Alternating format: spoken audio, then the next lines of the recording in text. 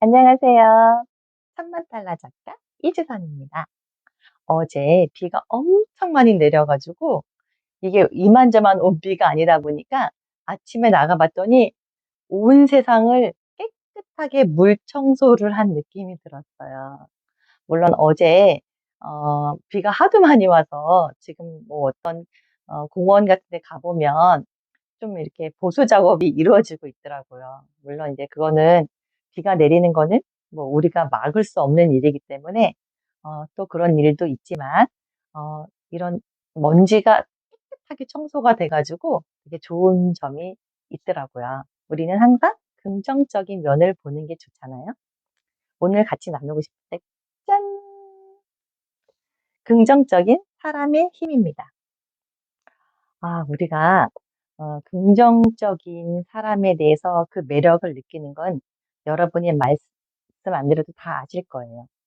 어떤 되게 호감을 느끼는 사람이었는데 그 사람이 입을 딱 열었는데 부정적인 말을 한다거나 그러면 다시 한번 생각해 보는 계기가 되더라고요, 저 같은 경우는. 미국의 생물학자 마조리 스완스는 엄마 젖을 먹는 동안 한눈을 파는 것은 인간뿐이라고 했다. 인간만 한눈을 판대요. 새끼 원숭이는 젖을 물리면 먹는 데만 집중한다. 하지만 인간의 아기는 먹고 쉬고 먹고 놀고 먹으며 종종 엄마를 본다. 그 이유가 무엇일까? 아기가 젖을 먹는 동안 엄마가 말을 걸기 때문이래요. 벌써 배불러? 아이고 예뻐라. 좀 더 먹으렴. 이런 말을 들으면 아기는 엄마의 반응을 더 보고 싶어서 이와 같은 행동을 한대요. 다른 사람과 어울리는 것은 인간에게 먹는 것 이상으로 중요한 일인 셈이다. 물론 배가 고프면 일단 처음에만 먹는 데 집중하다가 조금 배가 찼을 때 그러겠죠. 그 정도로 인간은 어떤 상대의 그 피드백이나 그런 거에 되게 많이 반응하는 동물이라는 거예요. 저는 또 이 부분에 대해서 되게 다시 한번 생각해 보게 됐는데, 내가 아니라 당신 먼저. 제가 이제 여기 예문으로 나오는 대화 한번 읽어볼게요. 나 며칠 전에 경주 여행 다녀왔어.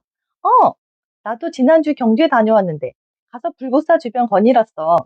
그런데 단풍을 구경을 온 사람들이 붐벼서 제대로 구경 못했어. 나는 경주 인근의 호텔에 묵었어. 인근 호텔이라면 내가 1년 전에 묵었던 그곳. 참 좋았는데. 내가 묵은 곳 말이야? 이 대화가 어떠세요? 조금 연기력이 딸리네요. 음, 다 자기 얘기만 하고 있죠. 근데 저는 너무 어리석게도 음, 상대가 어떤 얘기를 했을 때 내 얘기를 하는 게 공감이라고 생각해요. 혹시 여러분도 저 같은 사람이 있을 수도 있고 없을 수도 있는데 나도 거기 갔었어. 이렇게 하는 게 오히려 저는 공감이라고 착각했던 시절이 있었었어요. 근데 보니까 그 상대가 말하는 것은 오히려 예를 들어 요즘 나오네. 한번 읽어볼게요. 어, 예를 들어서 뭐 로로 씨 목마르지 않아? 이런 말보다는 음료수 사러 갈래? 이런 말을 한다는 거예요. 음. 그러니까 사람들이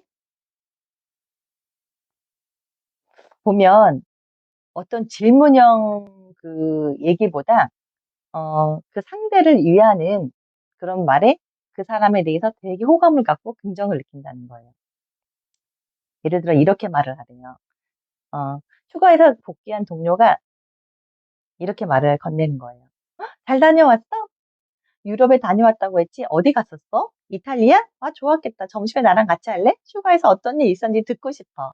그럼 상대가 얼마나 신나서 얘기를 할까요? 그러면 그 사람은 분명히 그 상대를 되게 좋아할 것 같아요. 저도 보면 그런 사람을 좋아했다는 걸 알게 됐어요. 누구나 그럴 것 같아요. 사람들이 자기 경험 얘기하는 걸 너무너무 좋아하잖아요. 그리고 내 얘기를 궁금해하는 것 자체가 나한테 호감이 있구나라고 생각하게 되잖아요. 여기 책에서 첫인상을 결정하는 요인이 외모, 외모가 첫인상의 90%를 결정한다.